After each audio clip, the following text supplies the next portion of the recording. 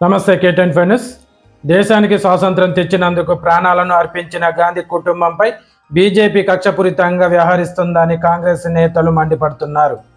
National Herald పత్రిక కేసులో Sonia Gandhi, Rahul గాంధీపై chargesheet నమోదు చేయడానికి నిరసిస్తూ కరీంనగర్లోని ఇన్కమ్ ట్యాక్స్ కార్యాలయం ఎదుట కాంగ్రెస్ నేతలు నిరసనకు దిగారు.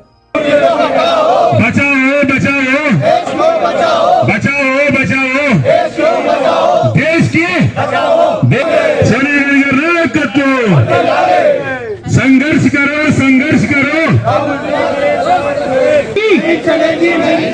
मोदी तेरा तानाशाही, मोदी को हटाओ, मोदी को हटाओ। मोदी मोदी मोदी मोदी अमित शाह राहुल जी संघर्ष करो, राहुल जी मोदी तेरा तानाशाही नहीं चलेगी, नहीं चलेगी। मोदी तेरा तानाशाही नहीं चलेगी, नहीं चलेगी। मोदी तेरा तानाशाही नहीं चलेगी, नहीं चलेगी।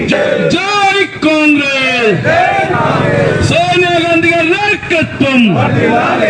నాతోటి ఎప్పుడైతే నరేంద్ర మోడీ గారు ఈ దేశానికి ప్రధానమంత్రి అయిందో అప్పటి నుంచి కాంగ్రెస్ పార్టీ మీద ఏదైతే ఆయనకు ఇబ్బంది అవుతుందో, ఆయనకు భయమైనప్పుడల్లా సోనియా గాంధీ గారి నేషనల్ హెరాల్డ్ పత్రిక ఏదో మనం అంతా తీసుకొని ఏదో చేసినట్టు ఎప్పుడు ఈడీలో కేసు పెట్టడం, అదేవిధంగా వారిని నిరంతరం ఇబ్బందికరమైనటువంటి పరిస్థితుల్లో నెట్టడం జరుగుతూ ఉంది. దాదాపు 10,000 లక్షల రూపాయల చందాలు ఇచ్చినటువంటి కార్యకర్తలు కూడా ఎంతో మంది ఉన్నారు. అప్పుడు పేపర్ కూడా మనం అందరం చదవడం జరిగింది. కాబట్టి మీ అందరికి మరొకసారి తెలియజేస్తా ఉన్నా, బీజేపీ వాళ్ళు కాంగ్రెస్ పార్టీ రాహుల్ గాంధీ కుటుంబాన్ని, అదేవిధంగా సోనియా గాంధీ గారిని రాజకీయాల్లో మొత్తానికి లేకుండా జైలుకు పంపించాలనే ఆలోచనతో ఈ యొక్క కార్యక్రమాన్ని ఈరోజు నరేంద్ర మోడీ గారు చేస్తా ఉన్నారు. కాబట్టి ప్రతి కాంగ్రెస్ పార్టీ కార్యకర్త ఈ విషయాన్ని ఖండిస్తూ వారికి మనం సంపూర్ణంగా మద్దతు తెలపాల్సిందిగా మిమ్మల్ని అందరినీ ఈరోజు ఇక్కడ ధర్నా కార్యక్రమానికి పిలవడం జరిగిన సందర్భంగా తెలియజేస్తా ఉన్నాం.